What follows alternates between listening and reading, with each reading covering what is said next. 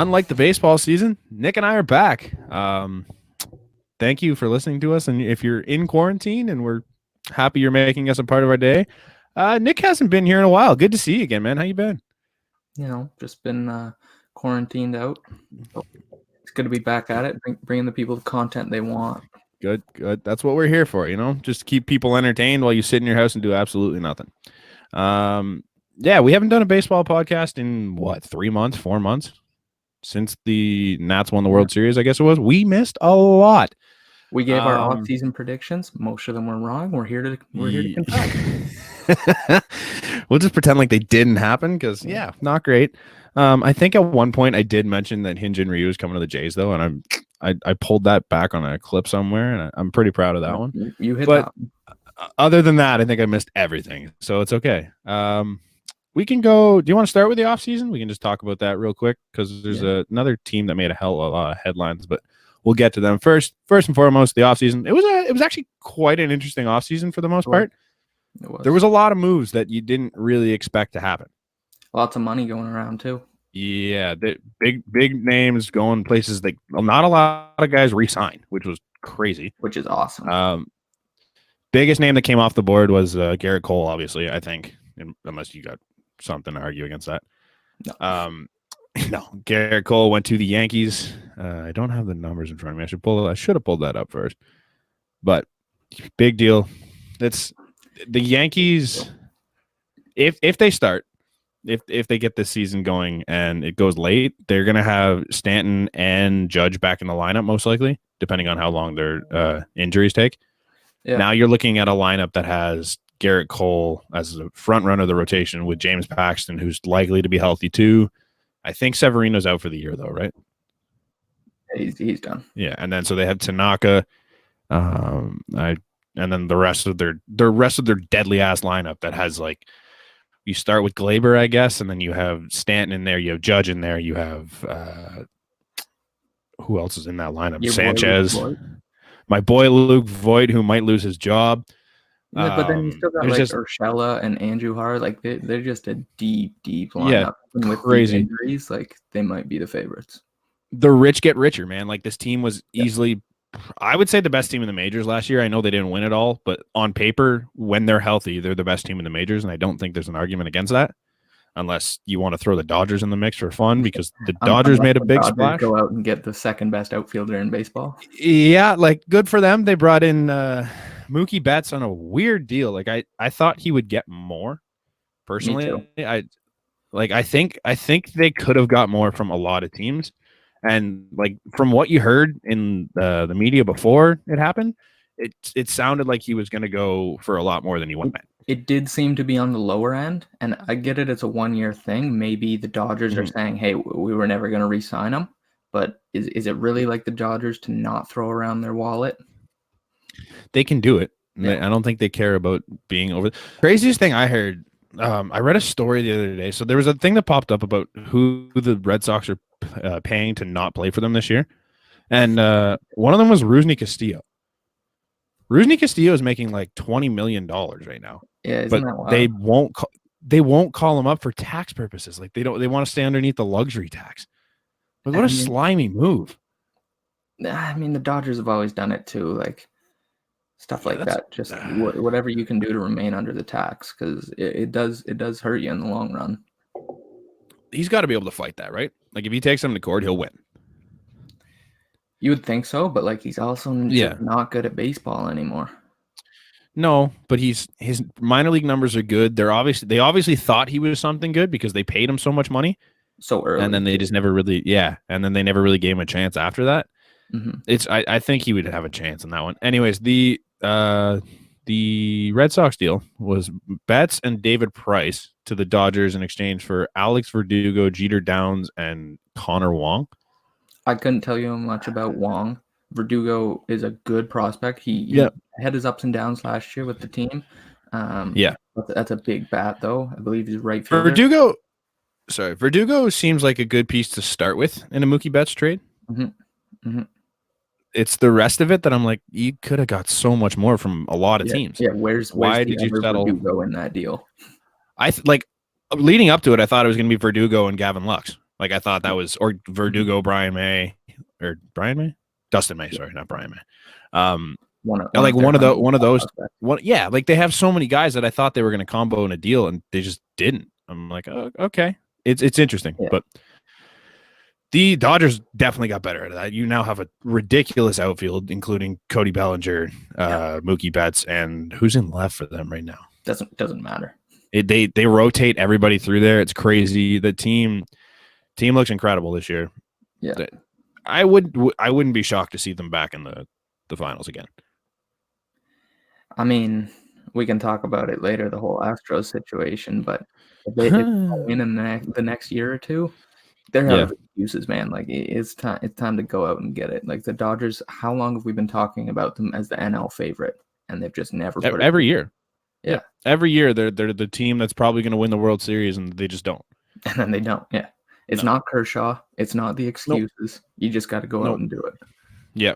So it'll be interesting. That rotation's still disgusting as long as Kershaw is still at least 75% of Kershaw. They lose a Cy Young candidate last year to free agency. And they're like, yeah, it's a damn good. You don't even notice.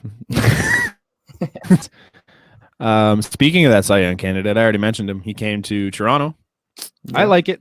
I love the deal. We can talk about him a little more I guess. But yeah, that you lose him off the Dodgers, which you still have Buehler, blanking Kershaw, and there's one more on that list, right? Yeah. Regardless, they have a deep rotation, and they've got. I don't hate it. They're gonna. Yeah. You another big name about the one that I got right. Go to the other LA team, Anthony Rendon to the Angels. That's the only one. Just where I was going. Yeah. Sucks as a Nats fan because that guy can play. Quietly one of the more underrated players in the majors. Completely. And I will stick by that, regardless of whether he's on my team or not. He's an incredible baseball player, but like he just goes out there and he does his thing. He's not flashy. He just does his shit. Puts up incredible numbers. He's in the MVP conversation every year, and it sucks to see him go from Washington. LA's getting a hell of a player. Yeah, you're now looking at vote for them. You're now looking at a 2-3 of Rendon and Trout, which is okay. Yeah. There's two bona fide MVP candidates in center of your lineup. I don't know what LA is going to be. I've thought they were going to be okay for the last 3 years, and they never were. So maybe this helps. I'm higher on them this year. You'll remember last year I put my stamp on the Twins. I got the Angels. I got the Angels coming out of the wild card this year. They got a little bit better in the pen. They added maybe one or two starters, nothing crazy, obviously, but Rendon, that just changes the whole middle of your lineup. Now you have Rendon back-to-back. That's unreal. You have Rendon and Andrelton Simmons on the left side of the infield. There isn't a ball getting through that side of the infield all year. Like those are guys that just go to work and they're going to put up the numbers. And all the young guys that LA finally has coming up to their team, like you're going to learn from that. And I think this is the year they start to take a step forward. And I think next year they go out and that's when they really spend maybe Mookie Betts. Yeah, the other thing they're getting back is kind of like their own acquisition in a sense with I just blanked. Their pitcher hitter guy. Shohei. Ohtani, thank you. Holy. Wow. It's been a while. Sorry. No, Ohtani should be coming back on both sides of the ball, as far as I know, especially if the season's delayed, because he was supposed to be ready for April, I think it was. Now, if the season gets pushed back, so if it gets pushed back to May, June, he'll be fully healthy by the time the season comes around. So now you got an incredible bat who can pretty much be an ace every fifth day, as long as he's healthy, and it's not bad. You still have Justin Upton. So you're looking Upton and Trout. Then you've got Rendon, Simmons. Tommy LaStella had a sweet year last year. Yeah, he was really good. You've got Castro behind the plate.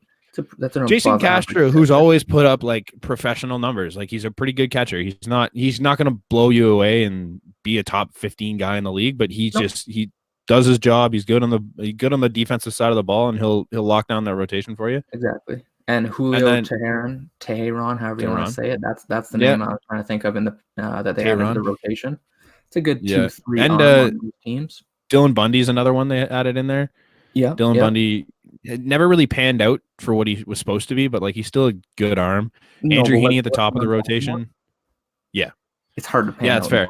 You got a bit of you've got that left side of Rendon and Simmons too that'll help you out a lot. You got the professional player of Albert Pujols on first. Like the guy's been around, he knows how to play the game. He's gonna help. Yep. Maybe he'll be better. So if your rotation looks like Ohtani, Heaney, Tehran, Bundy, and then anyone else, it's okay. Like it's a decent rotation. It's not a contending rotation. No, but it's very viable, and I think they have a good year this year, and then next year they say, all right, let's go add a big pitching piece. Get that maybe name. They add one more infielder, second baseman, outfielder, whatever you want, but just one more big piece. Surround them by some depth, and away you go. Andrelton Simmons quietly is the best defensive shortstop in the game, and I will stick by that argument for the rest of my life. Yeah, no. It's almost like I watched that kid play once. Yeah, sorry, go ahead. You go.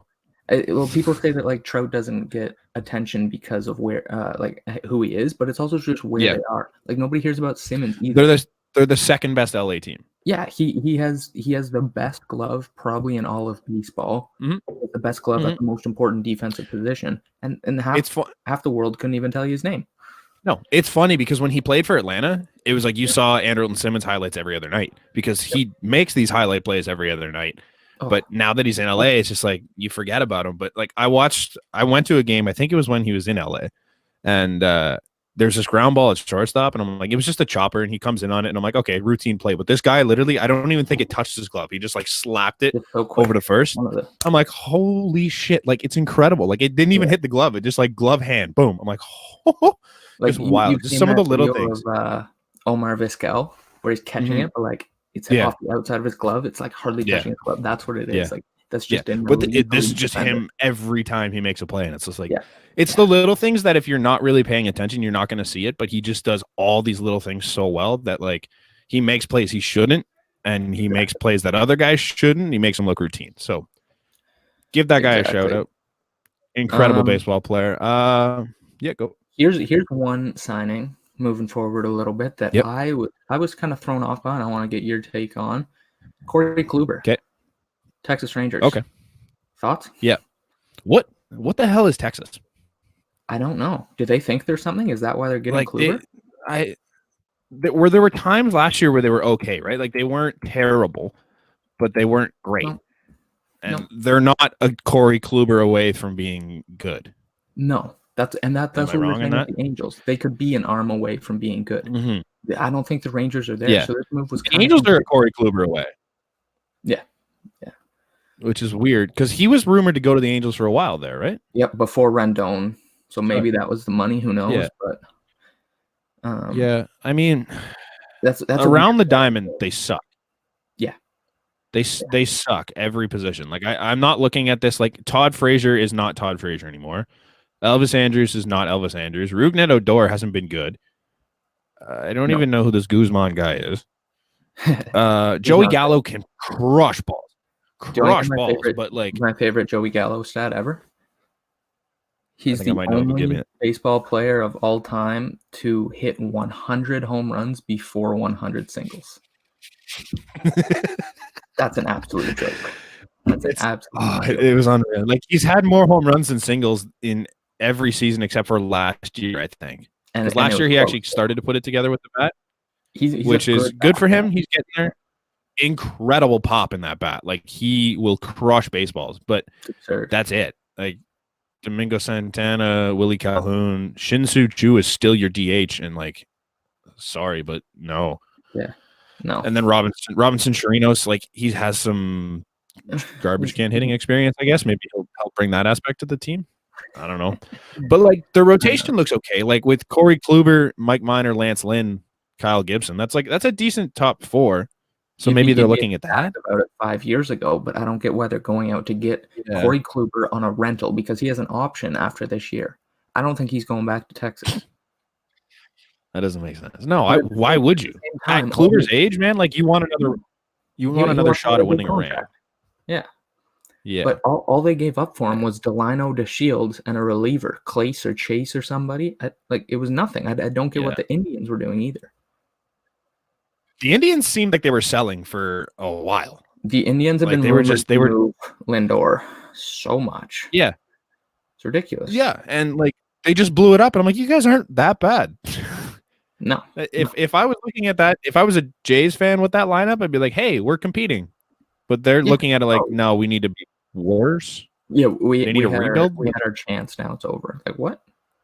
I don't get it. Like They have keep good taking young your shot. pieces, Like you're and then they shipped out Bauer. They shipped out Kluber. They're trying to get rid of Lindor. Like you're like what 3 years removed from that World Series loss when you had a young team. Like Mhm. I Bieber don't came really out of nowhere understand it. for They them.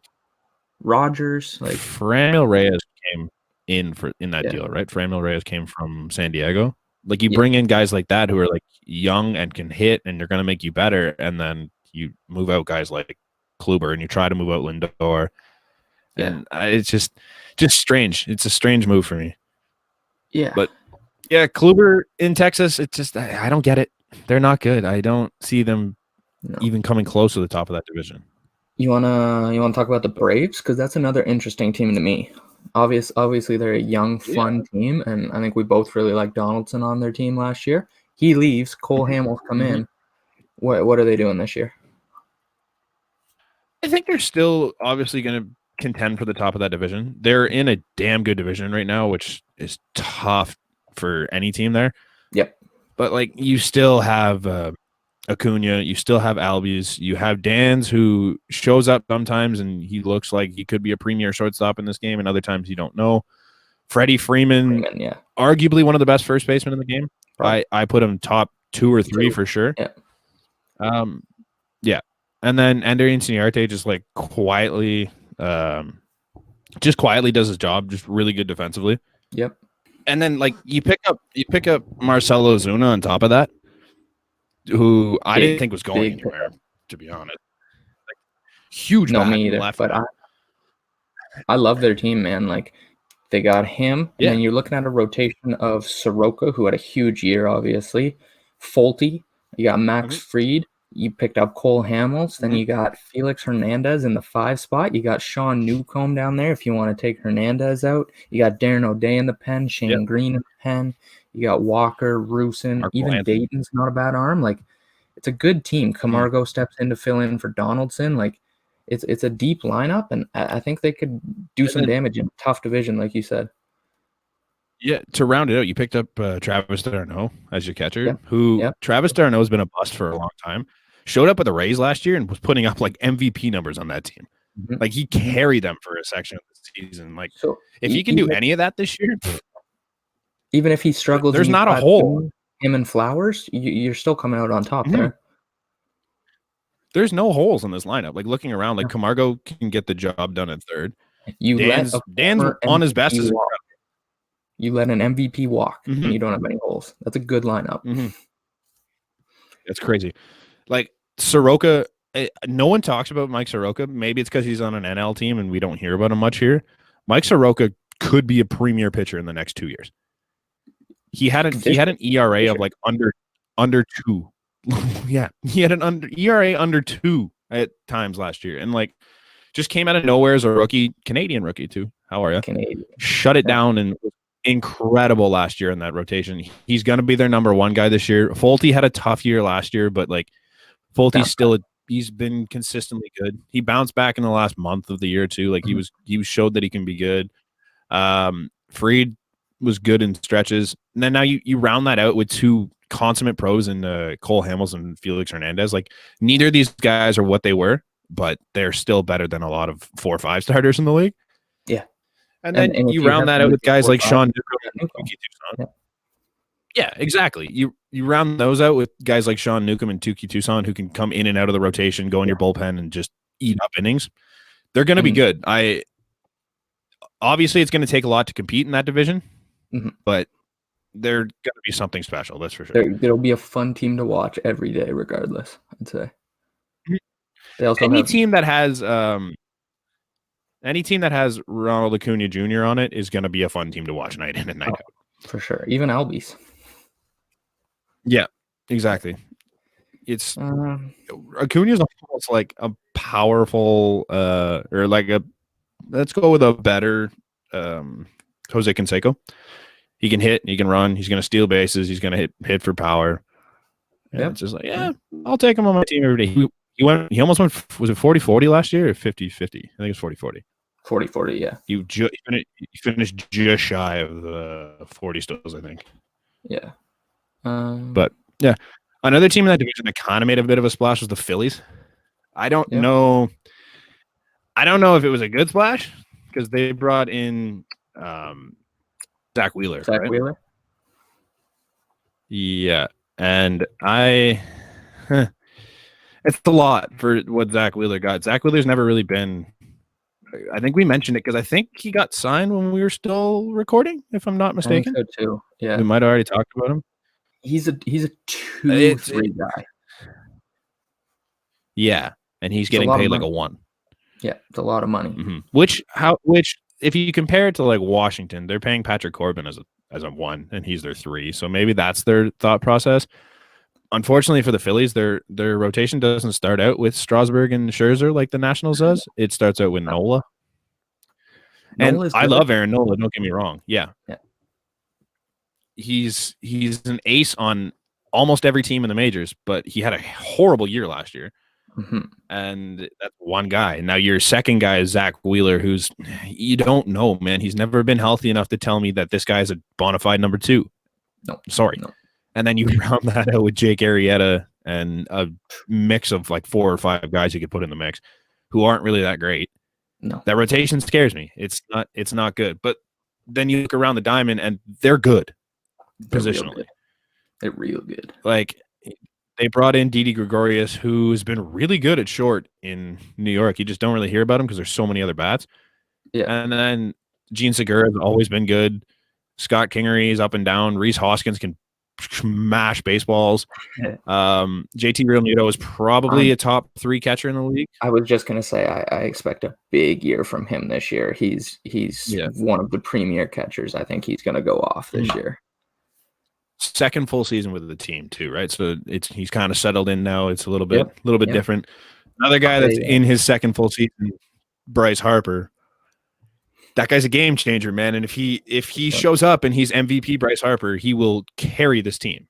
He's done it before, back when Washington was okay.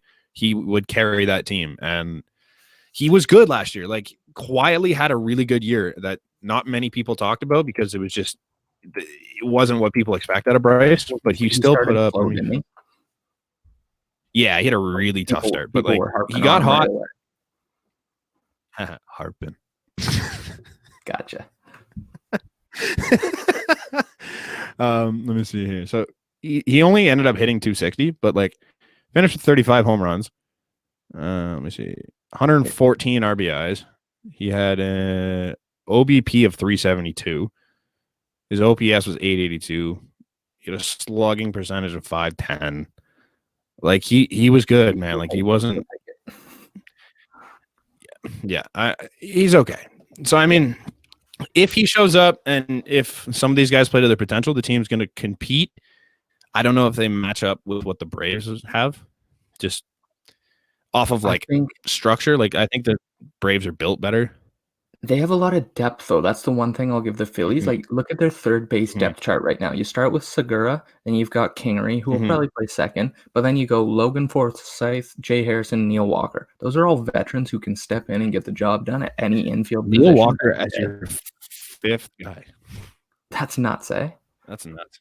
And that's with Didi. You're hoping he gets, 140 games at short? So these guys are just rotating and staying fresh at second, third, maybe even first if you're playing an AL team. Is this the Josh Harrison that used to play for? Yeah, it is. The one that used to play for Pittsburgh that could play pretty much anyone in the diamond. Yeah. That guy's shown in the past that he can be good. He was horrible last year, but he can be a good option anywhere. But like as your 4th option at third base, depth is nice. They're gonna have Andrew McCutchen coming back too, which. I like that. He was good when he was healthy. He's also been there, done that, so that's good. They got Jay Bruce. The team's going to be fun. I mean, they're obviously not the Braves, but they have their own assets that make them good. So that's the new AL. You want a couple of years ago when everybody could compete, and you were like, "Who's going to come out?" Well, yeah, you're looking at the Phillies, Braves, Nats, and Mets, and like That's I'm 4 okay with all those playoff lineups. teams on paper. Yeah. Do you want to just complete talking about that division, or do we want to move on to people that actually made a difference? Yeah, forget them. Let's talk about Mad Bum robbing the D-backs. Tell me why you make that move if you're the Diamondbacks.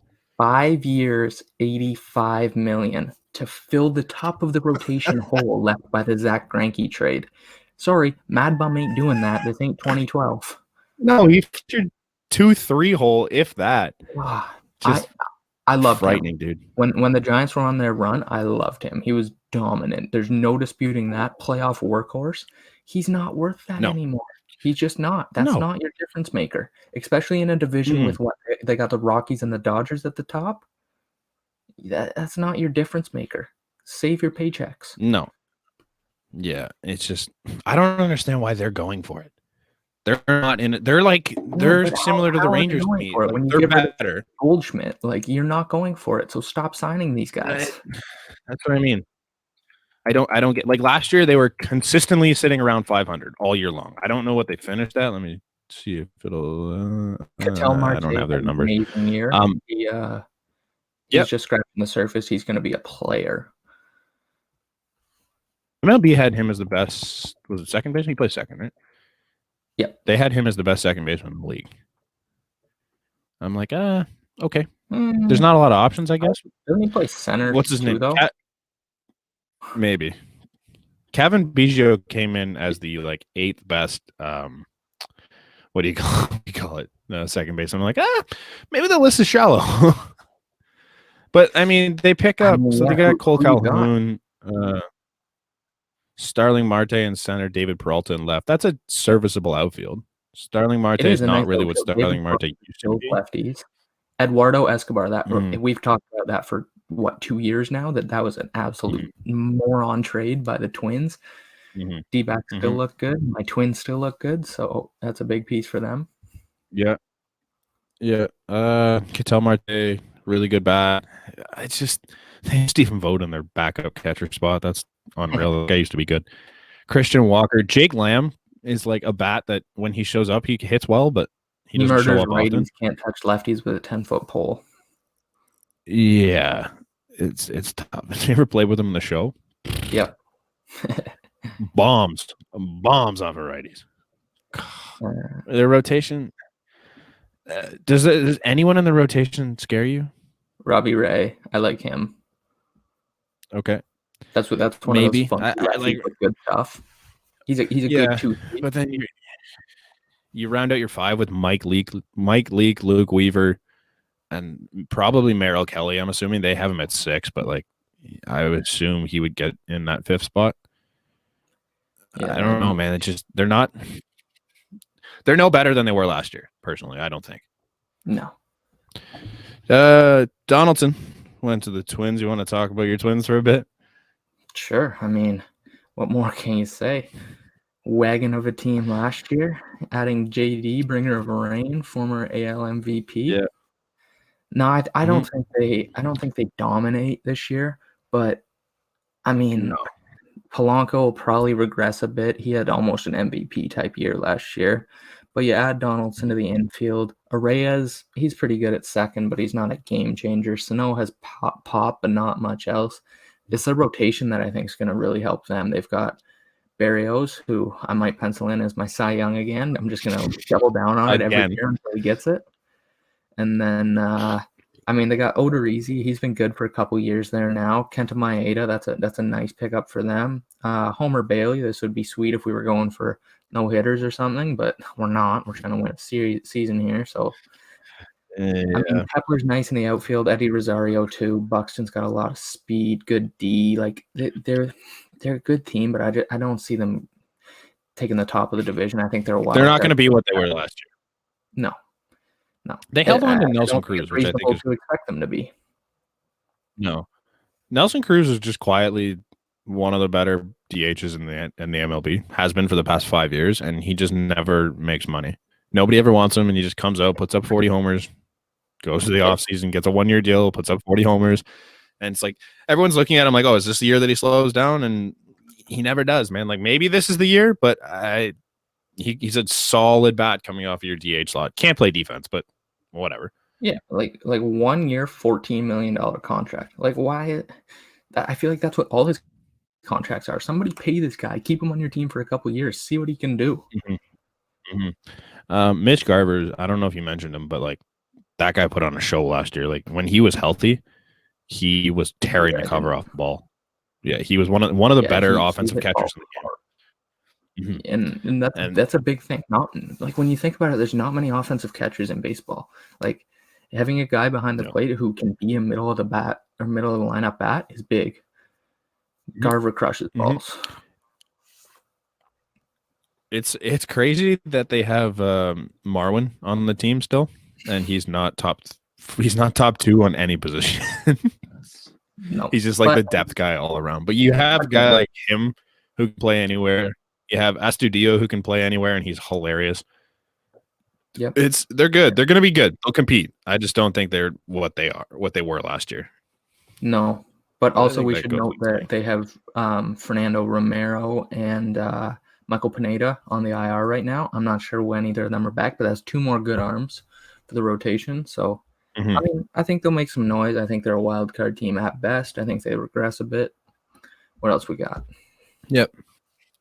Do we want to talk about Yaz he went to the White Sox?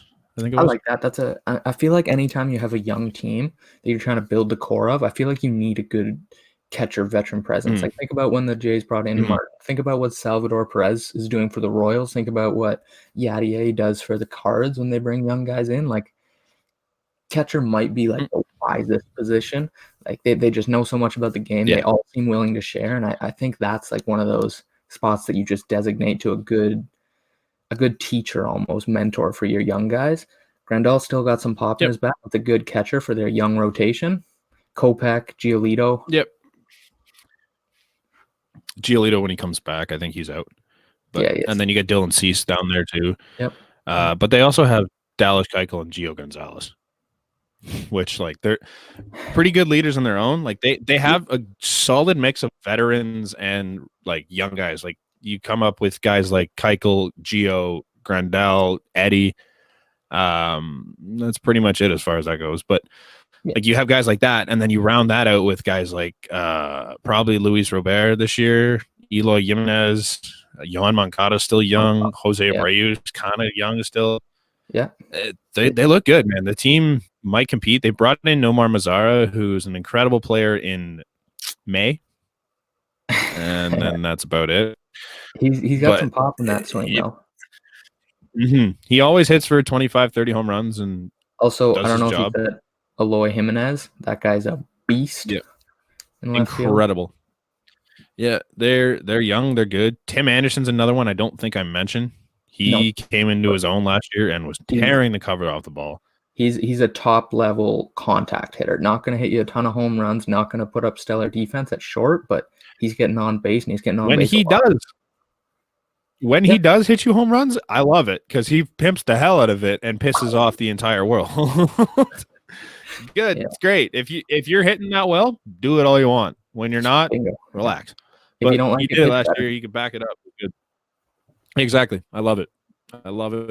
The team's good. I think they might be in the conversation for their division this year. It's not the best division. They're in the West. No. Are they in the West or the Central? I don't know. We're not a big facts podcast. Oh, they're Central. We're both wrong. They are. So you're in with Royals. Hold on. Yeah.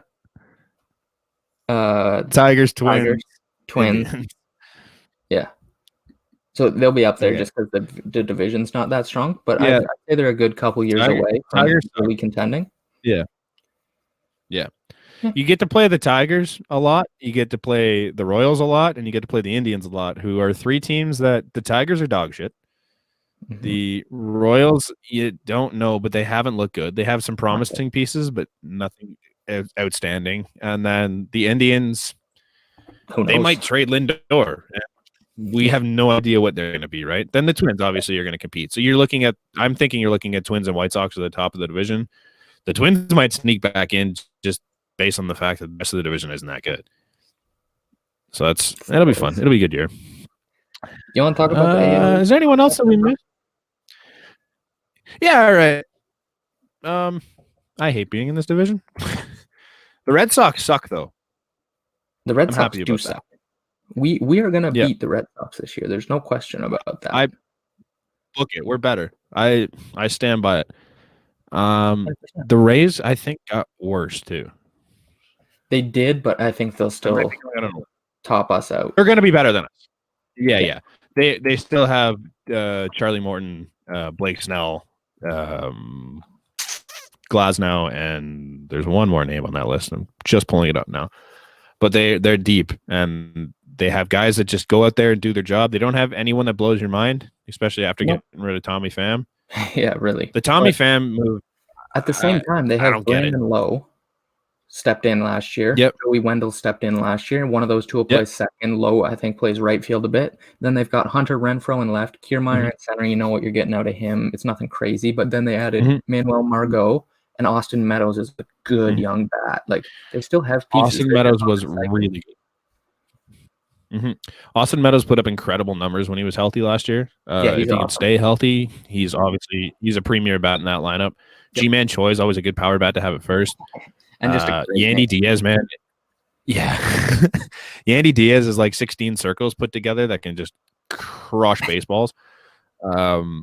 They brought in Setsugo too, who you don't really know what he's going to be. Came over from Japan and looked really good in Japan, but I don't really know what he'll be over here. You never know with those guys, right? Some of them come over here and adapt, some of them don't. Some of them. I learned the other day that the baseballs are different over there. Apparently, there's more.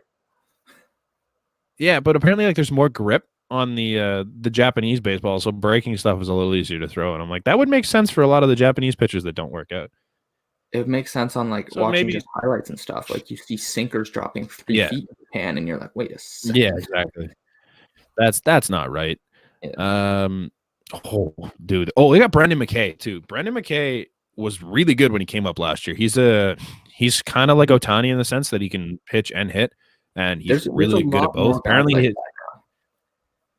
he got drafted, I believe it was 3rd overall, and there were teams that wanted him at like top 5 as a hitter, and the Rays drafted him as a pitcher. And it's just like he was that good at both. Apparently, his minor league hitting numbers aren't great, or his current hitting numbers aren't great. Comes with a transition period because he hasn't been doing both on an everyday basis like he would be in minor leagues right now. No, guy's a really good pitcher, though, and I hope he slots out in that 5 spot. They currently have Snell, Glasnow, Morton, Chirinos, Ryan Yarbrough as their 5. Yeah. I don't think Yarbrough's their 5 guy, but I think Brendan McKay slides in. I think they're good, man. Zunino's still there. Zunino's always a solid catcher. They're definitely better than the Jays, top to bottom. You want to talk about the Jays now, though? We touched on the Red Sox falling off. They don't really have much to add other than Kevin Pillar's out in Boston now. So we don't want to talk about the Orioles? No. All right, let's go to the Jays then. The Jays had an offseason, man. I think they actually did a decent job. You might disagree, but they started with Tanner Roark, right? Yep. And you said, wow, I hope that's not your big piece. But it's a nice arm. We can both agree on that. Awesome. Yep. Awesome 3-4 guy. And I loved it if it wasn't the only make. And it wasn't. They 20 minutes after that, they brought in Travis Shaw, which kind of shores up the defensive first. I like it because we don't have many lefties in the lineup. That's the former self-proclaimed and Barstool proclaimed mayor of Ding Dong City. So let's hope to Rogers Center air and bring back some double deck home runs for boy Travis Shaw. We might have to make some merch just for Travis Shaw for fun, because why not? Yeah, and then their big move of the offseason, obviously, they brought in Hyun-Jin Ryu as the bona fide ace of this team. It's not even close. It's big. We mentioned multiple times that Ryu, or I did at least, that Ryu could have won the Cy Young last year, and I wouldn't have been surprised. He was that good last year. A lot of people are harping on the fact that it was a 5-year deal. I don't think it's that big a deal. No. I don't know where this notion of him being consistently hurt comes from, but that was a big thing. I think that's I kind of the whole. don't really agree with it. Though. Yeah, I didn't like that. I think he'll do great once the season gets going at the top of the rotation, because it's a tough ballpark to pitch in, obviously, but I think the defense is obviously shored up around him. Like Travis Shaw's a better first baseman than Rowdy Tellez was. I don't think there's arguing that. Gurriel's really good in left field. Center's it's a puzzle. I don't really know who your leading candidate is right now. For me, it's not Teoscar, but they have him slotted in. Yeah. And then Gritcha can get the job done and right. I think Derek Fisher needs to take a hike over Teoscar.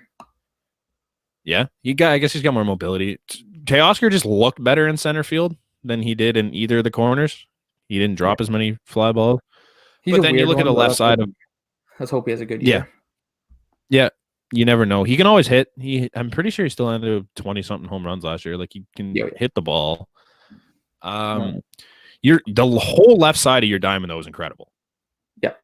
Yep. Maybe not defensively, but like all around game, like Vladdy at third, Bo at short, and Lourdes in left. That's like your 2, 3, 4 hitter for the next 10 years. Yep. Then you add in Biggio at second. He'll hit after them. Like, we got some good pieces. You also to add Chase Anderson to the rotation. Right. That's another nice free agent signing. He had a big year with the Brewers a couple years back. And it just another good depth arm. Like, it probably bumps Shoemaker down a slot. It's nice, but yeah. Chase Anderson was really bad in spring training. Yep. Really bad. And that worries me a little bit, but I don't know. They have depth now, which is something we haven't had in a while. Like, Chase Anderson might fall off the face of the earth, but now you got Yamaguchi, who is up and down in the spring. You don't really know. Trent Thornton's there. Trent Thornton was having a good spring. Ryan Baraki, TJ Zoik, Anthony Kay. Thomas Pannone could fill in. He was having a really good spring. Anthony Kay. Who's this? Kay. Yeah, he looked really good. He came up and was good last year. Like, he had some good starts in the majors last year, and I don't know why he's not getting a bigger look than he is. I think he's a bona fide starter. Maybe they have so many other options. They're trying to limit it, I guess. But I would put him in a battle, especially if Chase Anderson is what he was in spring. I would 100% throw him into the bullpen and let Kay battle it out. Yeah. Because you're trying to get younger anyways, right? Hey, you're trying to... Who's the other name? Sean Reed Foley is always a wild card too. That guy has been, like, he's got an arm. He just needs to figure out how to use it. If not, I would love to see him in the bullpen. I think we're a year away from full-time Reed Foley and Pearson making the rotation. Reed Foley's already been here, but like, I know, but he's older. Never been full-time. No, that's true. I think he's stretch him out in AAA this year, try and get that control figured out, and then they're going to give him like one final chance almost next year and say, here's your opportunity. Like, it kills me that Tanner Pearson isn't going to be in this rotation starting on opening day. It kills me that you just called him Tanner Pearson, the third liner for the Oh, no. I'm going to log off now. So it was a good podcast until Brant showed up. Thanks everybody for listening. Nate Pearson is what I'm looking for. Sorry, it's been a while since sports were a thing. I have the Canucks on my mind because they were actually a playoff team. I'm not over that. Sorry. That was wild. Nate Pearson. Nate Pearson. It kills me that he's not going to be in the rotation. But I think it's just better for development. Give him one more year. I get it, but I don't think it'll be the year. I think it'll be a 2-month window where you don't have to let him sit. So Amir made a good point on our other podcast about a month ago. He said, if you don't leave him down, then you have Bo, Vlad, Kevin, and him all ending at the same time. So now you have to sign 4 guys that are probably going to be top tier guys on the exact same year. And I'm like, yeah, I guess I can wait 2 months to not deal with that. Which sucks. I hate that. But I think that's part of the reason that he stays down for majority of the year. I think he'll be a late season call up, and I think next year is when we see him in the top half of the rotation. I think they just want to like save that money moving forward, and at the same time say, here's the keys to AAA. Just go rip it up, get here next year, and we got a spot for you. But if he's dominating down there, what's for left sure. for him? There's always circumstances, and I could completely see him coming up for the second game of the year. But yeah, I think he takes the month. Like they need to push him back to the whatever the date is. I don't even know. It's like a month or two. I think they give him that. But I don't know. I think if they're competing, then it's just like, you know what, Tanner Pearson, holy shit, Nate Pearson will help this. Line. I'll figure it out. Nate Pearson's gonna help this lineup, and he'll come in and he'll be one of the top 3 guys in the rotation. Maybe sure. Tanner makes the team too. Who knows? But honestly, we need some depth, guys. Tanner Pearson's a good athlete. No, but Nate Pearson, I think if they're in the mix, I think they bring him up because he's better than the bottom 3 of this rotation. Yes. Right. Yeah. Yeah. I don't know. We'll see. It hopefully baseball comes back. I mean, sometime soon. I got 2 more names for you while we're on the Jays. 2 more names. Hit me with them. Okay. Anthony Alford. Can we get rid of this guy? Yeah. Like people still. This is it. This is it. Like, why? If people are high, well, he's better than. Yeah, I don't know. I think right now I like him in defensively better than Teoscar. Yeah, but realistically, he's no better than. Yeah, he's no better than Jonathan Davis. Yeah, he's no better than Jonathan Davis. He's better than Derek Fisher. I can't stand Derek Fisher. Derek Fisher is such a bad trade. Get rid of him. What a brutal trade. Awful. Yeah. Yeah. Damn. Like I understand we had to ditch Sanchez. Fine. But they gave up a bEHsball who's like, he's a bullpen arm, and you gave him up with Sanchez for this guy who's not a major leaguer. Yeah. Sorry. Like there's no part of his game that I'm like, oh, he can't play outfield, can't hit. He's okay running wise, like he's quick-ish, but he's not quick enough to steal you bases. What does he bring to this team? Not much. Useless. He's blocked out by another guy who can't play defense anyways. So Teoscar's a better hitter than him every day of the week. Yeah. It's tough. It's tough. I don't like it. I hope Rowdy comes a little more into his own this year. He's shown that he can be a really good major league hitter, and then he's shown that he can be a really bad AA hitter. Like I don't know what he is, and he's not incredible defensively, so he's not going to play every day at first. But like maybe you just give him the bat and say, "Hey, go nuts," and he'll hit you a few bombs. One thing we didn't touch was the catching spot. Reese was stroking it before spring training end. And then what happened? And then spring training started, and then he kept hitting, but no, he was good. Jansen was good. Like they looked good in the spring together. I mean, that's a really good duo when the season gets going. You could look to trade. I was waiting for you to say that. I was like, oh no.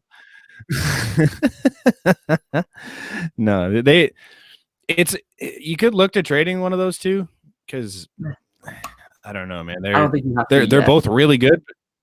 No, but I think this is when they're at their best, like their highest value. Unless they both tear the cover off the ball every time they're out there this year, then obviously it gets hard. Next off-season thing. Yeah. Did you know Caleb Joseph had a season sample size between the two of them, and then So Caleb Joseph, who's the third string right now, had a season, I think it was 2 years ago, where he didn't have a single RBI. Good. Yeah. It wasn't like he didn't play either. Like I'm pretty sure he got in like 70 games or something like that. No RBIs. He's also a decent prospect, isn't he? Caleb Joseph? Yeah. No. We have a third guy. There's another guy in the mix. I don't remember who it was. But yeah, no, Caleb Joseph's been around. He's where's his? He was born in '86. Oh, we have the same. Yeah. We have the same birthday. Let me see if I can find it. There it is. 2016. He played in 49 games. Had no RBIs. 23 hits, Jeez. 141 plate appearances, no RBIs. Last year he had 3 Nice. in the clutch 20 team, games. What you're saying? Ice runs through his veins, let me tell you. But he's a good drummer, or a good air drummer. That was fun. All right, we beat around the bush too long. Yeah, I feel like we've. Do you want to start? Honestly, I just want to keep it quick. I was just gonna say scumbags. I got so much to say about this team, but Carlos. Yeah. Oh my god, man. Oh my god. I like the fact that the last time we talked about this, they were like just cracking down on it, and they gave them no suspensions. And I hate it because they took that and they're like, yeah, we did nothing wrong. We won a World Series. Was it their GM or it was their owner that came out and I forget the interview now because it's been so long since it, but where he was talking about like yeah, we don't think it had an impact on the game. Like, excuse me? Oh, really? Oh my god, it's embarrassing, man. And then every time Bregman speaks, I want to punch him in the face. Altuve and Correa are doing the whole thing with what's that? Correa's the worst for me. Oh, dude, Correa's just as bad. Correa kills me because he's still cocky, and he like they talk about Altuve with they said he had an unfinished tattoo all of a sudden. That's why he didn't take his shirt off. What was the other thing? There was a guy, I told you about it. There was a guy yelling at their dugout, and one of the coaches turns and goes, "You're still paid to see us?" Like, shut the fuck up, dude. No one's paying to see you. They're paying to rip the hell out of you because you guys are scumbags. In my life, I never thought there'd ever be a team that overtook the Yankees as like the most hated team in baseball. They have done it successfully, and it's not even close. Like, compared to the Yankees, the Yankees are my favorite team of the two by far, which is something I thought I'd never say in my lifetime. I would cheer for the Yankees over the Astros every day of the week. Brutal. It blows my mind how ridiculous this team's gotten after this. And then I don't agree with the whole Altuve wasn't in on it. Like, that's one of the leaders of your team. If he doesn't want to do it, he's coming out and saying it to the boys. Like, he's not going to the media, don't get me wrong, but he's saying it to the guys, and he's like, we're not doing this. Or he's asking for a trade. Something's happening. Your star player isn't saying, no, I don't agree with this, but I'll do it. I laughed profusely when they went out and they said, "Oh, it was all Carlos Beltran's fault. He's such a big leader in the clubhouse. We didn't want to say no." There's fucking 24 of you, whatever it is. Like, come on, get out of here. That's a joke. So much frustration, and then you have Rob Manfred coming out, and then he made a comment. I don't have the quote. I should have pulled it up, but where he's talking about the not stripping the World Series because they don't think it makes sense to strip a piece of metal from them. Like, buddy, holy. Like Rob Manfred. Rob Manfred went from being one of the best commissioners in sports to being bottom 2. Like, I think he's competing with Roger Goodell right now. Yeah. And that's saying a lot. Yeah, that's not good. That's not good is what that is, Rob. No. Oh, dude, I hope he doesn't put him in his place when they were having their conversations behind closed doors. Man, the fact that he came out to and said people who intentionally throw at the Astros will be dealt with. It's like, buddy, you didn't deal with the people that caused the problem. Don't deal with the people getting retribution for it. You don't deal with the retaliation when the instigators that were found guilty are not dealt with. Mm-hmm. Yeah. Mm-hmm. I lost every shred of respect for that man. I cannot stand him. He blew every turn he made wrong every time. Like, he did not make a single decision that I'm like, okay, good call. He fucked up every single bit. Brutal. Yeah. You got anything left on them? I have a lot, but I just feel like it's a little overblown at this point. We talked about them enough. We're a little behind the 8 on it, so. Yeah, we wanted to do something kind of fun because obviously there's not much to talk about for the rest of the year. So we're gonna have a couple of weeks of podcasts, I think, at least, where we talk about some things in the past and some things in the future, and just kind of some arguments that are going around.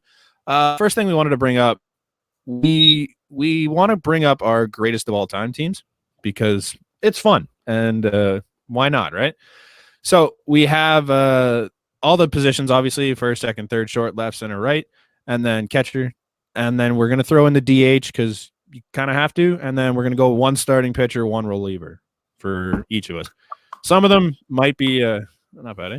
Some of them might be obvious, I think. There's a couple that I didn't have a tough time with. Yep. But we'll see. We're gonna have Nick today. We're gonna get Brandon. We're gonna have some fun with it, posting on social. Get some comments, get some questions, get people all amped up over their favorite player not making it because Brant's biased. I honestly don't have a ton of bias on this one. I have one spot that I think I could say is pretty biased. The rest of it, actually, no, there's two. There's definitely two. You're gonna laugh at the one, but we might as well fire it off. You want to start? I have it in a. I'll just do it in my order because I have it here. Do you want to start it first? I like it. Okay. I got man, the myth, the legend, Albert Pujols. No shit. Okay, I thought we were gonna disagree on this one. You haven't, because I said the exact same thing. I don't really see any other option on that one. Like, obviously, there's some really good first basemen in the history of the game. You want me to hop into some stats for you? Yeah, you got more numbers than I do, so hit me with it.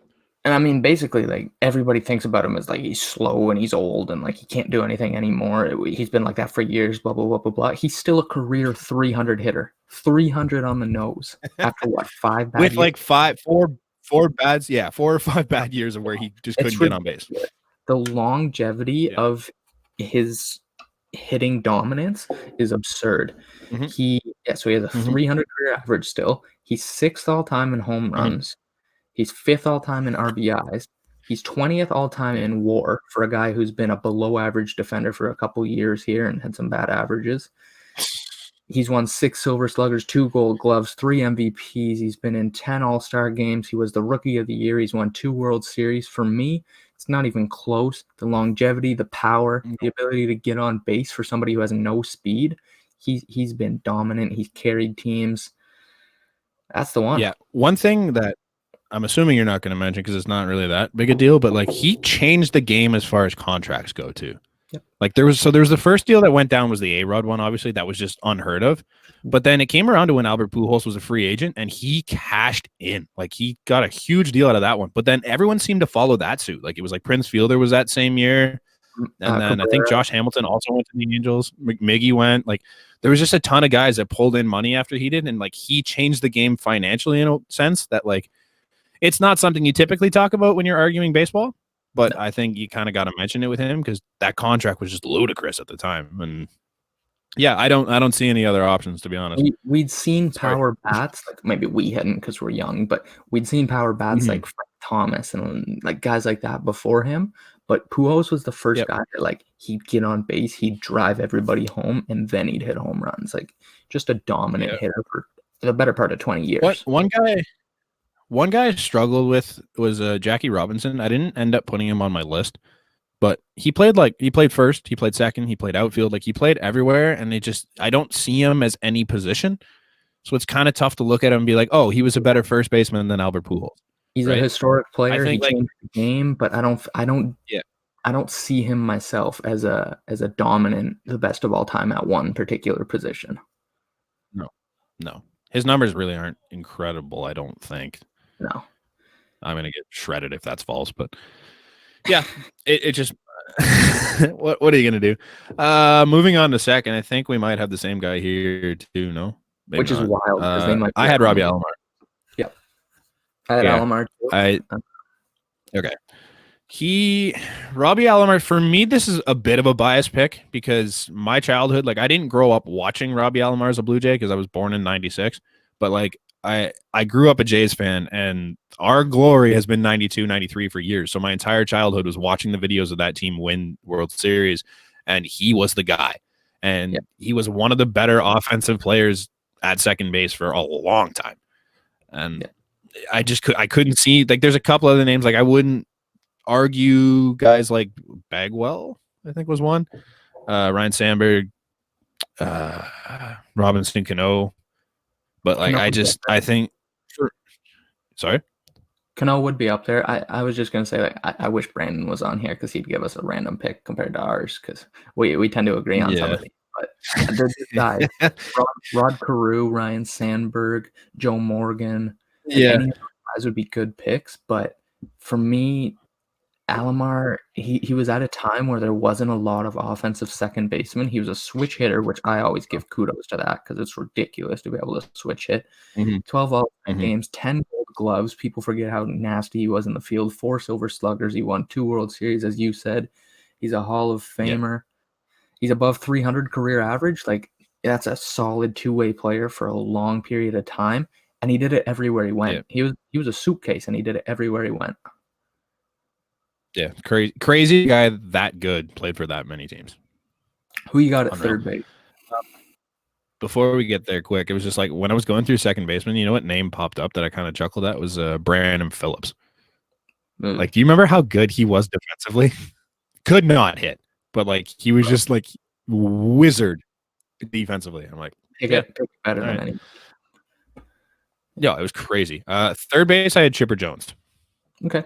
Yep. I don't know if you're gonna agree with that one, but Chipper Jones to me was just like I think if I lived in a different time period, I'd probably say something different. But I kind of grew up watching Chipper Jones and like the end of his career where he was just like the consummate pro and he was just so good at what he did. It was just I couldn't really argue with it. And he was a career. Let's throw it up here. Career 303 hitter in 19 years in the majors.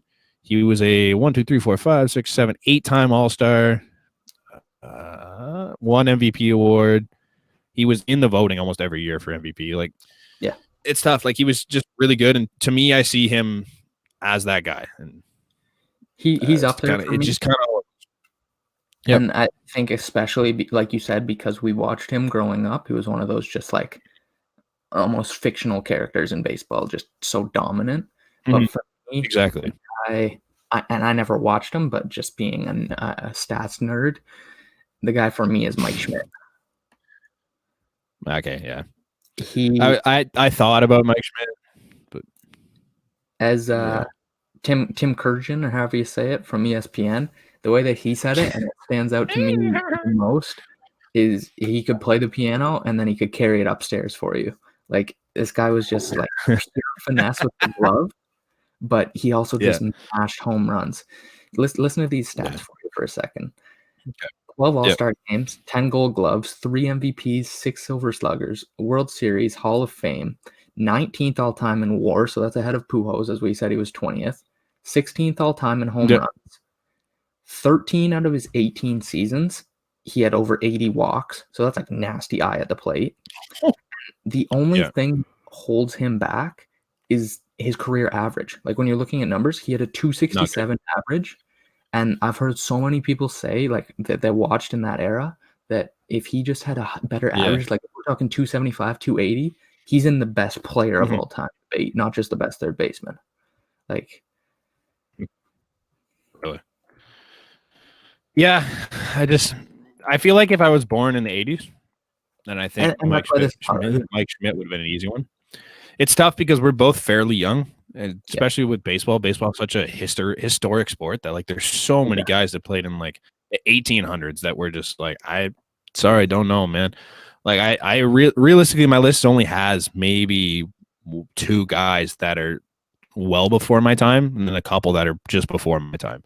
So it's tough. Like, there's just so much history there that, like, you have this argument with like an 80-year-old man, and they're gonna think we're idiots because it's so similar. Different. It's similar to the whole Gretzky thing, but even more pronounced because baseball is like 100 years older. So you see baseball for me though. A lot of people are going to disagree with me on this, but to me, baseball is the only sport that's stayed the same for pretty much the entire duration of the sport. Like, there's not a lot aside from the fact that guys are humming 106 now. It's pretty much the same game. Yeah. I mean, I'm sure everything's gotten harder and a little bit quicker as other sports have, but I agree with you in just the general principle. Like, it's such a historic game. It's so hesitant to change, and I think that's a good thing. It preserves all these numbers. Like, you can look at Babe Ruth's numbers and be like, damn, those are numbers. He played against good competition still, like things like that. It's one of the only sports where you can compare guys in 1908 to guys in 2018. Like, it's the same sport now that it was back then. Whereas, like, hockey, not the same sport that it was even in the 90s. Completely different. And like You football, can- completely different equipment. It's just everything's so different. It's just like maybe basketball too, you could probably compare, but like this is one of the ones that and like yeah. No. Yeah. So that's where are we at now? That was third base, right? Shortstop. You go first. all right, I got Cal Ripken, boy. Okay. I'm gonna get shredded for not saying Ripken, but okay. You want to give your argument as to why first, or do you want me to just? I'll just give you mine. So I had Troy Tulowitzki. Wow. And it's a hot take, but this is okay. So it's a tough one because if Troy Tulowitzki's healthy his entire career, Troy Tulowitzki is one of the best baseball players you've ever seen. Because there were times where that guy would show up and hit like 350, 360, put it out there with the glove, was probably one of the best defensive shortstops you've seen since Ozzie Smith. And like, if he wasn't hurt every other week, easily the best shortstop. He would have put up the numbers to prove it. He doesn't have the numbers to prove it. And you're going to throw all sorts of things about Ripken. And but I just, him at his best is better than any shortstop we've seen. For me, he's not even in the top 10. Okay. But if we're talking peak seasons, if we're talking just like pure like what could have been, for sure he's up there for me. I just didn't have any longevity for me to actually consider him. But that's where the argument's going to battle, right? Because he didn't play a lot, but when he did play, he was dominant. Like he was incredible at the plate. He was unbelievable defensively. Like he turned that Blue Jays defense, even when he was at the back end of his career, turned that Blue Jays defense into something special. Mm-hmm. And he's just incredible leader.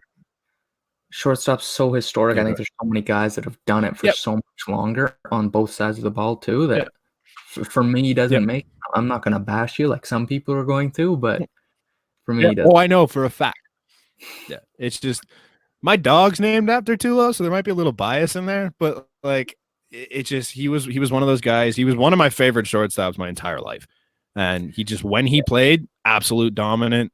That's all I could say for him. Like he was the best. He could have been the best hitting shortstop we've ever seen if he stayed healthy. Yeah. For Cal Ripken Jr. though, let me give you some numbers here.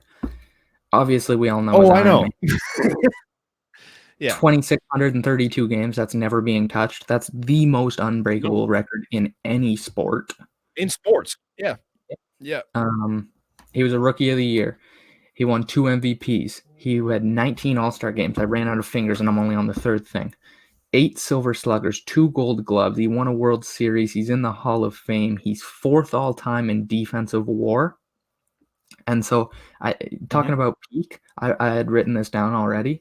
His 1991 season is forever the best by a shortstop. We've never seen it matched. His slash line was 323, 374, 566 with 34 homers and 115 RBIs.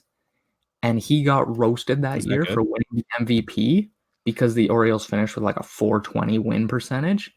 But just the fact that he was doing that on such a bad team, it was just dominant. Like both sides of the ball. Driving in that many runs on a bad team. What? Yeah. Driving in that many runs on a bad team is incredible. Yeah, who's he driving in? That's the big thing. It's like anyone can get on base. Exactly. That's like anyone can get on base at any point of the year. But like the fact that you're driving in guys that aren't getting on base is incredible. Exactly. He's just so dominant for me. And for me, just playing every day so much. Like he changed the game, and that's a record that'll never be touched, as we said. The third place guy in the Iron Man streak is less than half Ripken's games. That's how ridiculous. Am I wrong in saying Prince was up there? He's like 5th, but it's like close to 1,000 games. But he was up there, right? Yeah. He wasn't even close, but like he was up there. That's crazy though for a guy that big to be that longevity with him. For sure, good. Yeah. I mean, obviously, I don't have the right pick here. Yeah. I think it's obvious that mine's not as good as yours, but I just think to me, at his best, that's my guy. And it's tough because like it's a closer argument if you can tell me that he was healthy. all his whole career. Like if he stayed healthy his whole career, I think it's closer. If you But, add even if you're looking his average seasons to the end of that, he's probably up there. But so it sucks. It sucks. He was a Band-Aid. It's tough. Just incredible talent when he played. Moving to left field. I'm thinking we might be the same on this, depending on who you got. Who do you have? Oh. Hmm? Barry Bonds. Yeah, it's like a lot of Hall of Fame voters seem to think otherwise for some stupid ass reason, but the guy is top 5 MLB player of all time. Maybe. I don't know, man. Like he might be the GOAT. Maybe what? He might be the GOAT. I don't care about the steroid argument because he was amazing before the steroids. That's been proved. And then he thought he could get away with it because everybody was doing it. Like, it's whatever to me. But I'm a back He's you up. Technically also never been proven. He's never been proven guilty. Nope. Which kind of sucks. 7 MVPs. That's okay. 14 All-Star games, 8 Gold Gloves, 12 Silver Sluggers, 762 home runs is the all-time leader. He's first all-time in WAR. He was walked 2,558 times. That's the all-time lead. 688. Dude, he would get walked at the base. Yeah, 688 of those were intentional walks, which is the all-time lead. Pujols, our boy, is second with 311. And I've got two final stats that'll just really get your juices going here, Brant. 1.422 OPS in 2004. If you went 2 for 5 with a home run and a single for 162 season every single game, that's 162 home runs, quick math, 324 hits, still wouldn't beat that OPS. Look, man, I understand the Hall of Fame. They have sticks up their asses every year, but if you're gonna look at me and tell me this guy isn't arguably the best player in MLB history, you're just flat out wrong. He's like a video game character. It's ridiculous. And the only other stat that I'll add, it's an absolute joke. People forget how good defensively he was too. He was a good left fielder, and he was quick too. This guy stole bags. He's in the 500 club. That's home runs and steals. There's nobody in the 450. There's nobody in the 400.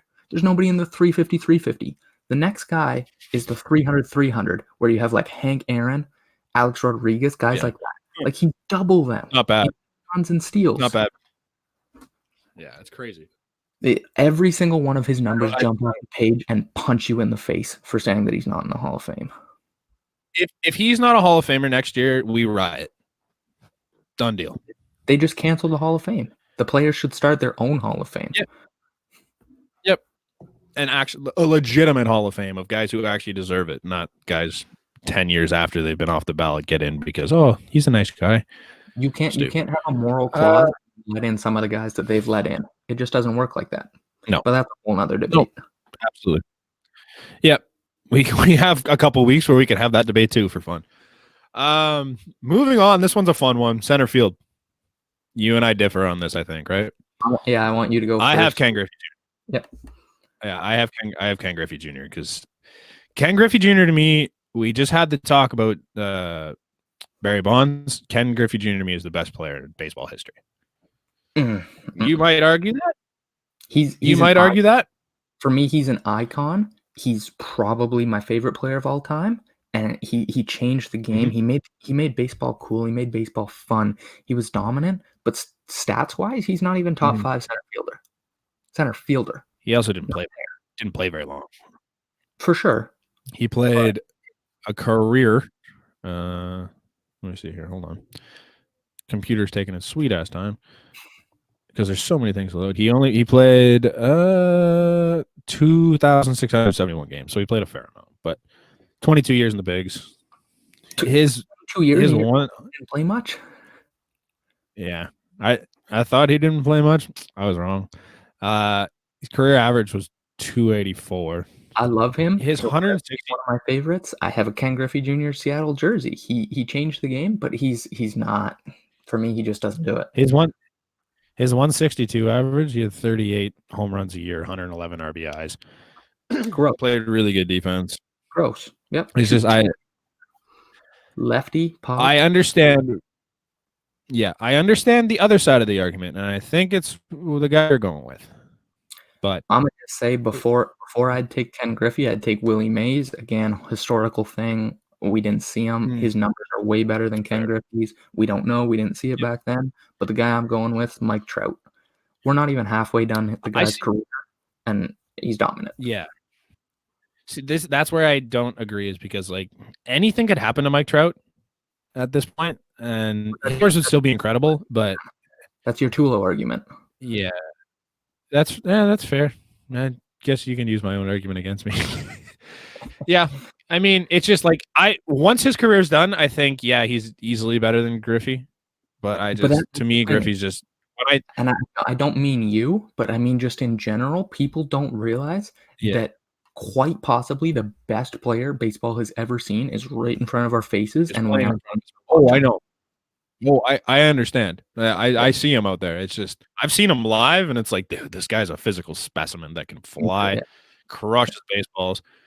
It's just I just want him to finish more of his career before I put him in the greatest of all time category. I think he will. I think he stands right now. He will be the best player we've ever seen.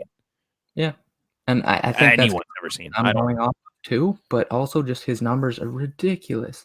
He's been first in on base and OPS 4 out of the last 5 years, and he's been hurt throughout that whole time, and he's still been first in all of it. He's already 56th in all-time WAR. He's on track to finish top 4. That's incredible. Which would put him ahead of Hank Aaron and Babe Ruth, I believe. It would put him behind Barry Bonds and 2 others. Has 8 all-time games every year. He's been. If he had a league average team around him, he would have 6 MVP awards? Well, here's the thing. I have this written down too. 7 out of 8 years, he's been first or second in MVP. The only other time he was 4th, and he missed 48 games that year. So with nobody around, that's what I'm saying. And as we talked about, nobody. That's what I'm saying. If he had a league average team around him, he would be the MVP pretty much every year, because his team sucks and they never make the playoffs, and that's kind of the only argument against why he never wins. But that's pretty much it for him. I think he's incredible. He's the play forever. I think he's going to shatter some records. I think when it's all said and done, people go, "Oh, that was the best player we've ever seen." Nice. Yep. I agree with you, but I just think as of right now, I have Griffey ahead of Trout. Yep. I mean, center fielder is a tough one. You could easily convince me otherwise. Yeah. Right field. I got Babe Ruth in right field. I don't think that's a very hot take. Nope, but I didn't take him. No, eh? Okay, tell me why. I mean, I just wanted to be different, kind of. Okay. It's one of those things. It's just like it. I understand we didn't see him, but I know he is one of the greatest that baseball has ever seen. For sure. I don't know, man. Like, it should be a better conversation to have with someone that actually was youngish when he played. Yeah. Because I also think of him. Yeah, that was the other thing. I wasn't really sure if I wanted to slot him in because he pitched. I'm pretty sure he caught at times. Yeah. And he was a little all around the time. Records stand for themselves, but just the fact that I could put Hank Aaron there, I took Hank Aaron. Okay. He's top 5. One thing. He's second all time. One thing neither of us have on our list, which I think is crazy. Pete Rose didn't crack either of our list. Yeah. Pete Rose has the most hits in MLB history. Yeah. It's just weird. He's another one of those guys that never sat in a spot. He never sat in a position. He was all over the diamond. Exactly. So I think for me, he falls into that category where it kind of like, who was it earlier? Oh, Jackie Robinson, where it's just like, I don't put him at any position, so it's tough to say he's better at one position than any of these guys. For sure. And if you want to say he's a left field, which is where the majority of his innings came, he's still not beating Barry Bonds for me. And if you want to put him in right field, he's still not beating Hank Aaron or Babe Ruth for me. So he's right That's there. He's fair. an all-time legend, but Yeah. um, If we're making a straight up list of top 10 guys, I think he's probably in it. yep. But Yep. he's not. He But just just because we tough have because the two positions he played the most. Yeah. Yeah. I don't really have a lot to put up for Babe Ruth. I just okay. We both have legends in this spot. And I don't think anyone's gonna argue against either one. Yeah. Hank Aaron is 5th all-time in WAR, 2nd all-time in home runs, behind only the Babe. Barry Bonds. 1,500 extra base hits, basically. That's the all-time leader for extra base hits. 25 All-Star games. He won a World Series in the Hall of Fame. He also leads all-time RBIs, which again comes from playing good teams or playing for good teams. But he also received an MVP vote, at least one. First place 19 straight years. That's ridiculous. That's longevity. That's what I'm wanting on. So he's okay. Yeah. So he's okay. I'm just saying no other player has ever called their shot on a home run. I did, but just because I didn't hit it doesn't mean I didn't hit it the way I pointed it, and it didn't even leave the infield, but I tried. Yeah, I don't really have much of an argument. No, you want to take it? They're both legends. Take it behind the dish, catcher. Yep. Who do you got? I got Yogi Berra. Same. Okay, I wasn't sure on this one, man. There's some names like Johnny Bench was there. It was my toughest one. Yeah, like I was gonna go way off the board and say Joe Mauer for fun, but I was gonna like Posey. he's been shit lately though, and I think that kind of distorts my view of him. Mm-hmm. But Yogi Berra is. I think he's similar to the Ken Griffey effect, and like he's an icon. Like he's got so many really stupid quotes that you look back on, and they're just like baseball quotes, where it's like, what was the 100% of the game is mental, the rest is physical, or whatever that one is. Yeah, like that's a Yogi Berra quote. Yeah, that's like that one. There's the shot of him after they won the World Series where he jumps into the pitcher's arms like full like frog leap and latches onto him. Like there's just so many things about Yogi Berra on top of the fact that he was also an incredible catcher. Yeah. I don't see it going anywhere else. I was going to make the argument when I was trying to decide who. I was like, well, I could do Posey based off winning. And then I started going back through some of the other guys, and I was like, wait a second. Yogi Berra won 10 World Series. That's okay. He played on the Yankees, which at the time, the Yankees were for sure. Yeah. But that's the same with the MVP. Yeah. Yeah. I don't think there's much argument on Yogi Berra. No. Legend in the game. DH is fun, but I think there's only two. And I think we're offsetting, but I went David Ortiz. David Ortiz, it might be the era that I grew up in because I got to watch the prime of David Ortiz. Let me pull up. He broke a curse, which I don't think Edgar Martinez ever did. I could be wrong. But played on the Red Sox, started on your Twins. Just keep that in mind because he was an outfielder. Let me pull it up here. Just one of those guys that you loved him regardless of who you cheered for.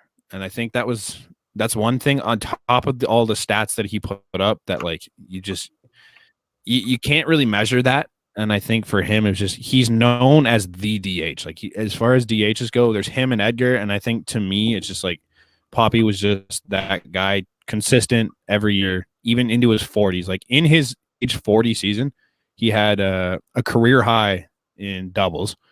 He still had 38 home runs and 127 RBIs. He hit 315 with a 401 on base and a 620 slugging percentage. Yeah. With OPS of 1.021. Like his career OPS isn't fantastic. Like it's a 930, which is pretty good. It's not mind-blowing.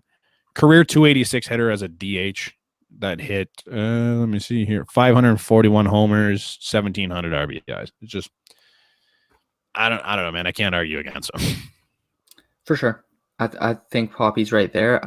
For me, I was like, it's a little bit recency. I know, like, just in my mind. And I know that Edgar Martinez changed the game. And so I went with him. He played his first 5 or 6 seasons. as a first baseman. Then DH was implemented. He made the switch.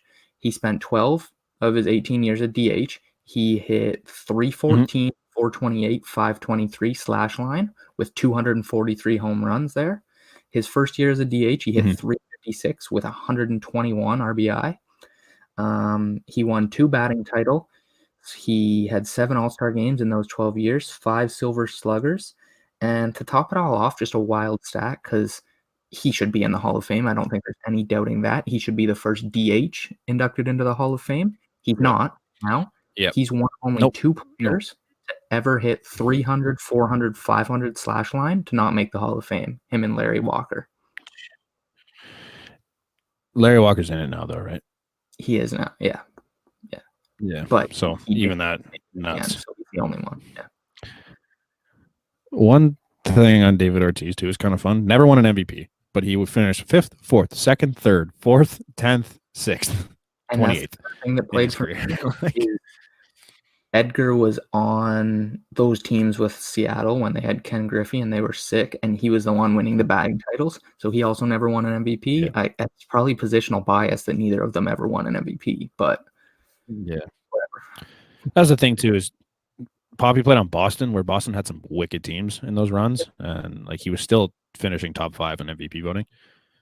I just think the fact that he broke the curse of the Bambino and like some of the moments he had on field include like the home run in the 2012 World Series where the security guard fucking throwing his hands up. That like I remember coming home and watching that game and just like I pulled in the house 2 minutes before he hits the home run. It's just like at the time I'm like I really wanted the Red Sox to win, and just watching him hit that I'm like, dude, this guy's like immortal, like incredible. And then he had that speech. Was it also 2012 or was it 2014 with the Boston bombing where he went out and he talked to the entire Fenway just after the bombing happened? Yeah, like he had that too, and it's just one of those moments. It's just like he goes down as one of the greatest people in the game, on top of being just an incredible player. And I think that gives him the edge for me. But yeah, no, either it's way, close. you can go wrong with them, and I think they're the only 2 that are there. Yeah. This one I find a little more interesting. Actually, let's go to relievers first, because I think the starter has a little more to it. The relievers, I'm assuming we have the same guy. Number 42. You have Mo? Yeah. Yeah. Okay. There's no arguing that. He's the best that's ever done it. He's the best that'll ever do it. Next. He's the only guy that you knew what pitch was coming and you could not hit it. Yeah. Yeah, exactly. More men have walked on the moon than guys that have scored against Mariano Rivera in the postseason. That is a fact. Science. Like, I don't know. This isn't a guy that only played like one postseason and was dominant. Like, he was on the Yankees, who were there every year and making deep runs. Like, he was incredible. Yeah. I don't need to say much more. I don't know if you have anything else. I was just going to add his numbers. 5 World Series, Hall of Famer, finished top 3 in the Cy Young 4 times, which is ridiculous for any reliever. He's 13th all-time in ERA, and he's the only one in the top 20 since 1960, so that says something about the numbers. He's first all-time in saves, as we've known. He's 4th all-time in appearances, so he did it forever. And 13 All-Star games. Everybody knew it was coming, like you said. Here's my stuff. You can't touch it. Game over. See you tomorrow. Yeah. He's also the last player to ever wear 42. Because he wore it for most of his career as the number was retired, which is incredible because like it you don't see that, and like he got to wear it out, and it sucks that it'll never be retired for him, but like he wore a number that was just league wide retired and put his own respect on that number. Yeah, crazy. Yeah. Final position, starting pitcher. This one to me was the hardest to pick, and I didn't even take that much time to pick it, but it's just there's so many guys that like. You could go new school, you could go old school, you could go somewhere in the middle, you could go straight strikeout numbers, you could go dominance, you could go wins, you could go just pure stuff. There's just so many guys, but who did you have? I went with the big unit, Randy Johnson. Okay. See, like I completely forgot him until you mentioned it. Like there's just like you could go him, you could go Pedro, you could go Clemens, you could go what? I went Nolan Ryan. You could go Nolan Ryan. You can go Koufax. You could go. There's just such a long list at the start. Pedro was who? I said, no, that's my favorite, not the best. Clemens, who I said, I don't know. And then Randy Johnson, for me, he was just dominant. Like, that's one of the hardest throwing lefties. He's 6'10", 230, throwing 100 miles an hour at a lefty. No, thank you. No, thank you. Yeah. It was Larry Walker that did the backwards helmet in the All-Star game to try and to put the ear thing on the other side. It's just he had the dominance, and I think he had that fear factor where he was one of the only pitchers to win a Cy Young on both sides, right? I think it's him, Pedro, and Scherzer, if I'm not wrong. Yep. Yeah. So I mean, he had that. To me, Nolan Ryan was just like that. That guy goes out there, redneck guy, throws down, throws hard, didn't give a shit, and just went out and battled you all day long. He has the numbers to prove it. Like, his strikeout numbers are insane. Just pulling them up here, but my only rebuttal against it was hard. My only rebuttal against would be the strikeouts were there, the walks were there. He didn't have the control. He was wild as hell. Yeah, he didn't have the control, and I think that's such an art for a pitcher. Like, look at a guy like Mark Burley he made a 20-year career solely off control and nothing else. Like, control is such an art that I wouldn't give it to Nolan Ryan myself. He had two seasons where he 200 or more walks. That's a lot of walks. God.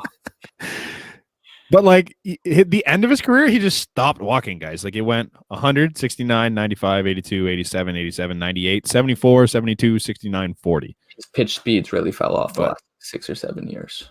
Yeah. 5,714 strikeouts. Oh, it's absurd. Hey, how are you? It's just pure dominance. I think, to me, wins, ERA, all that is a lot of team numbers. 5,700 strikeouts. I'm pretty sure that ranks him number one. Am I wrong? No, yeah, it's won by a landslide.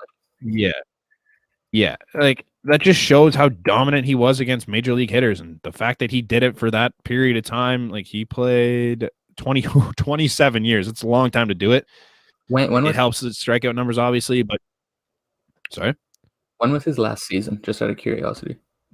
93. So his first season was 19. He had a brief stint in 66. He played 2 games, and then he came up in 68, pitched all the way through to 93. 27 years. Yeah, we haven't even hit 27 years of life. Yeah. It's crazy. It's just, yeah. I can see Randy Johnson, because obviously everyone that ever played feared him, and he was just unbelievable. It's just, to me, Nolan Ryan was the most dominant pitcher the league's ever seen. So, to me, Randy Johnson, the strikeouts were also there. Out of the last 40 years, 5 times, one pitcher has had over 320 strikeouts in a single season. All 5 of those were Randy Johnson. Yeah. He's second all-time in strikeouts. He's 8th all-time in pitcher WAR. He won the Triple Crown a couple of times, which is wins, Ks, and ERA. He won 5 Cy Youngs. He led them to a World Series title. He won the ERA title 4 times. Like, Randy Johnson, for me, the numbers were there while still being able to limit walks. Like, the strikeout numbers come with walks a lot of the time, and for me, he was able to limit it while just being a dominant. Like, everybody was scared shitless to face Randy Johnson. Yeah, there was a stretch 5 times in 6 years where Nolan Ryan had more than 320 strikeouts. Yep. Yeah, but I was just saying this was in the last. That's that. Mine was in the last. Yeah, no, I know. I'm just throwing my own bit of numbers out. There's just nuts. Just wild. 5 times in 6 years, more than 320 Ks. Like, that's unheard of. Yeah, they're literally the other name. Yeah, the other name that, like, I could see arguing in 10 years, and I think I'd be remiss if I didn't say it, is Clayton Kershaw. Because Clayton Kershaw is one of those guys that, like, he played in a better era hitting wise, and he has dominated. And I think if you're having this conversation with a newer fan, I think they're like, no, Clayton Kershaw is the best there's ever been, because that's all they've seen. Not to say that we're old, because we're definitely not. No. But, like, he would be a guy to throw in the mix once the dust settles and you see what his final career numbers are. For me, like I said, Pedro was right there. Dominant, maybe the nastiest straight stuff ever. Clemens is up there. Koufax, Christy Mathewson. There's so many old names that we aren't giving credit to that I'm sure people will be like, oh, blah, blah, blah. No, exactly. They were there, and like we didn't see them. Cy Young. Yeah, exactly. Yeah. So just real quick. Clayton Kershaw's career ERA 2.44. ew. He's been under 3 times. He has 2,464 strikeouts in 12 years. He's only been over 300 once though, and then he's only had 577 walks. So only had more than 50. Oh, there's a couple early on. Never mind. Been dominant. It's unreal what he's done. But yeah, I think that's it. I think we've rounded out our greatest of all time. Let us know where we went. I'm happy with it. Such as Troy Tulowitzki. I think mine's a little more. Yeah, I was gonna say I think mine's a little more egregious. But hey, that's the fun of it. Everyone's got their own opinion. I hope you bash mine. It's a lot of fun. Yeah, that's it. I don't think we have anything else to talk about, do we? No, we'll save it all for. Well, if we do, we'll get it next week. Yeah, nothing's coming up in the next week, anyways. Yeah. Thanks for listening. Be sure to subscribe, click like, all that fun stuff. Cheers.